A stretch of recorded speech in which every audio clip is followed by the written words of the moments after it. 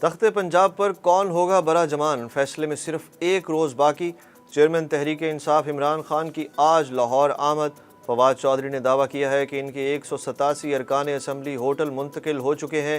وزیر اعلیٰ پنجاب کے انتخاب کے لیے تحریک انصاف اور مسلم لیگ کاف آج پارلیمانی پاور شو کرے گی۔ عمران خان کی زیر صدارت پنجاب اسمبلی کی پارلیمانی پارٹی کا مشترکہ اجلاس ہوا۔ پی ٹی آئی نے آج تمام ارکان اسمبلی کو اجلاس میں شرکت کی ہدایت کر دی۔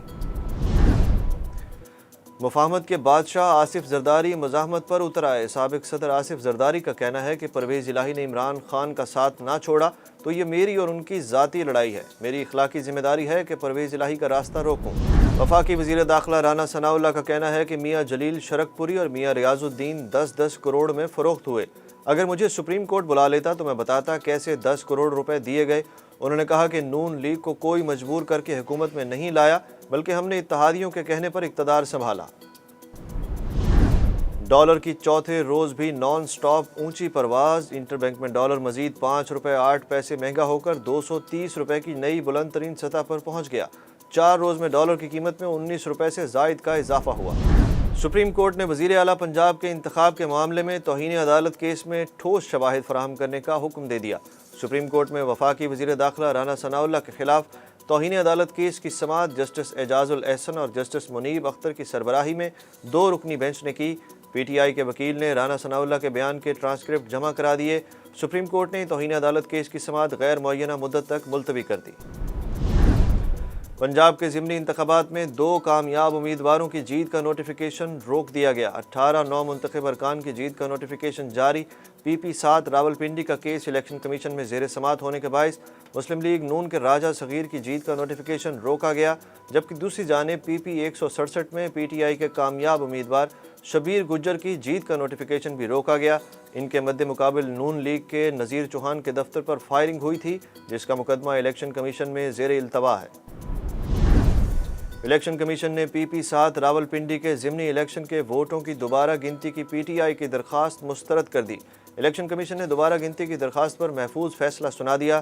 الیکشن کمیشن نے تحریک انصاف کے امیدوار شبیر اوان کی دوبارہ گنتی کی درخواست مسترد کی۔ سندھ میں بلدیاتی انتخابات کا دوسرا مرحلہ ملتوی۔ 16 اضلاع میں الیکشن 24 جولائی کے بجائے 28 اگست کو ہوں گے۔ این اے 245 کراچی کا الیکشن اب 21 اگست کو ہوگا۔ چیف سیکریٹری سندھ نے الیکشن کمیشن سے درخواست کی تھی، بارشوں کے باعث الیکشن ملتوی کرنے کا کہا گیا۔ پی ٹی آئی دھرنے میں جلاؤ گھیراؤ کا کیس۔ عمران خان کی 10 مقدمات میں عبوری ضمانتوں میں 30 جولائی تک توسیع۔ اسلام آباد ڈسٹرکٹ سیشن عدالت نے حاضری سے استثناء کی درخواست منظور کر لی۔ آپ کا سیاسی معاملہ ہے لیکن ملزم کا پیش ہونا بھی ضروری ہے، جج کے ریمارکس۔ عدالت نے مقدمہ نمبر 425 میں دائر نئی درخواست ضمانت بھی 30 جولائی کے لیے مقرر کر دی۔ عمران خان کے مشیر برائے احتساب شہزاد اکبر کا اپنا احتساب شروع۔ نیب نے شہزاد اکبر کے خلاف اختیار کے غلط استعمال پر تحقیقات کا آغاز کر دیا۔ نیب نے وزیر اعظم ہاؤس اور برطانوی کرائم ایجنسی سے سابق مشیر سے متعلق ریکارڈ مانگ لیا۔ نیب نے احمد علی ریاض ملک اور مبشرہ علی ملک سے متعلق ریکارڈ بھی طلب کر لیا۔ پاکستان میں گزشتہ 6 ماہ میں مہنگائی 12 سے بڑھ کر 21% ہو گئی۔ ایشیائی ترقیاتی بینک نے آؤٹ لک جاری کر دیا۔ رپورٹ کے مطابق 6 ماہ میں بھارت میں مہنگائی 5.7 سے بڑھ کر 7% ہوئی۔ کورونا مزید 3 افراد کی جان لے گیا۔ 599 نئے کیسز رپورٹ۔ کورونا مثبت کیسز کی شرح 2.81% ریکارڈ۔ سب سے زیادہ شرح حیدرآباد میں 36.84% رہی۔ کراچی میں کورونا مثبت کیسز کی شرح 2.87% تک پہنچ گئی۔ تحریک انصاف کی پنجاب ضمنی الیکشن میں کامیابی کے بعد ترک موسیقار نے بھی عمران خان کو مبارکباد دی اور ساتھ ہی ایبسولوٹلی ناٹ گانے کا تحفہ بھی دے دیا۔ ترکیہ کے موسیقار ترگے ایورن نے حب الوطنی پر مبنی گانا پیش کر کے پاکستان اور پی ٹی آئی چیئرمین کو خراج تحسین پیش کیا۔ ملک میں جاری معاشی اور سیاسی بحران کے پیش نظر سری لنکا نے ایشیا کرکٹ کپ کی میزبانی سے معذرت کر لی۔ سری لنکا کرکٹ نے ایشین کرکٹ کونسل کو بھی بتا دیا کہ ایشیا کرکٹ کپ 2022 کی میزبانی نہیں کر سکتے۔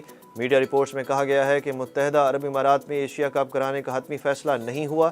ایشیا کپ کا وینیو بھارت سمیت کوئی اور ملک بھی ہو سکتا ہے۔